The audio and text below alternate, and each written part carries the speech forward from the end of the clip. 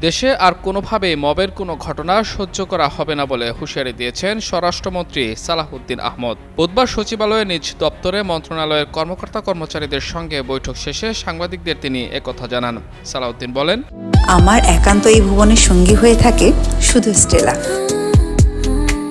বাংলাদেশে mob culture শেষ। Mob কালচারকে আর কোনোভাবে উৎসাহিত করা যাবে না। দাবি দেওয়া থাকলে তা যথাযথ প্রক্রিয়ায় উত্থাপন করতে হবে। মিছিল সমাবেশ করতে পারবে, ডেমোক্রেটিক কালচার অব্যাহত থাকবে, কিন্তু দাবি আদায়ের ক্ষেত্রে মহাসড়ক বন্ধ করা যাবে না। মন্ত্রণালয়কে দুর্নীতিমুক্ত রাখার বার্তা দিয়ে মন্ত্রী বলেন, টোটালি করাপশন ফ্রি মিনিস্ট্রি বানাতে হবে, সবার দায়বদ্ধতা, স্বচ্ছতা থাকবে।